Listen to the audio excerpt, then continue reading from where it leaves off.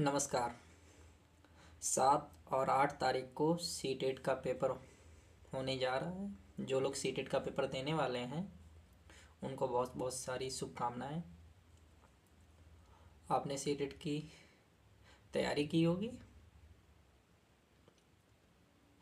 CTET में जो हम तैयारी करते हैं तो उसमें साइकोलॉजी में एक टॉपिक आता है जिसको हम लोग पढ़ते हैं अधिगम का वक्र। अधिगम का वक्र जो सीखने की गति के बारे में होता है कि अधिगम किस प्रकार हो रहा है ना। तो ये इस वक्र के मुख्यतः 4 भाग होते हैं। जो पहला भाग होता है वो सरल रेखीय वक्र होता है जिसमें सीखने की गति ना तो कम होती है ना ज़्यादा होती है। जो सीखने की गति होती है ना कम रहेगी ना ज़्यादा रहेगी, इसलिए इसको सरल रेखीय वक्र कहते हैं, है ना।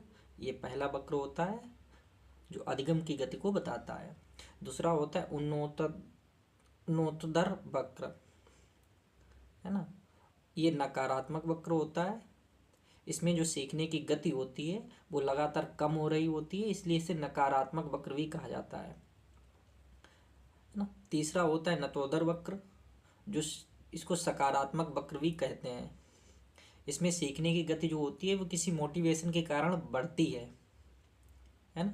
जैसे बच्चा सीख रहा है, उसे कुछ प्रोत्साहित कर दिया, तो उसकी सीखने की जो गति होगी वो बढ़ेगी, इसलिए इसको सकारात्मक वक्र भी कहा जाता है।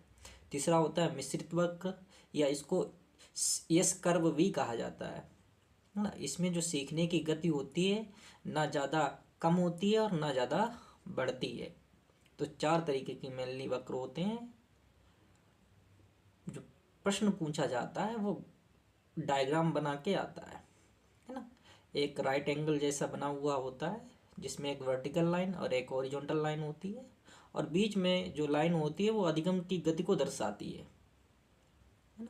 अधिगम की गति को दर्शाती है। अगर वो बिल्कुल सीधी है तो इसके मतलब सीखने की गति कम या ज़्यादा नहीं है, बिल्कुल। जो वो पहला वक्र होता है। दूसरे में लगातार जो लाइन होती है वो तिरछी होती जाती है और कम की ओर होती है, तो इसे नकारात्मक वक्र या उन्नतोत्तर वक्र कहते हैं। जो तीसरी लाइन होती है उसमें कंटिन्यूअस जो बीच की लाइन होती है वो उठती हुई प्रतीत होती है, तो इसलिए इसको सकारात्मक वक्र भी कहा जाता है। चौथा जो वक्र होता है उसमें कभी बीच की जो लाइन होती है वो कभी डाउन होगी, कभी अप होगी, कभी डाउन होगी, कभी अप होगी, तो इसको लिए मिश्रित वक्र कहा जाता है। इसे इस कर्व कहते हैं, यस कर्व कहते हैं। और इसी के साथ में आप अधिगम का पठार भी पढ़ेंगे। अधिगम के पठार में जो सीखने की जो अधिगम में रुकावट होती हैं वो किसी वजह से आ सकती हैं, है ना। एनवायरनमेंट में कुछ ऐसे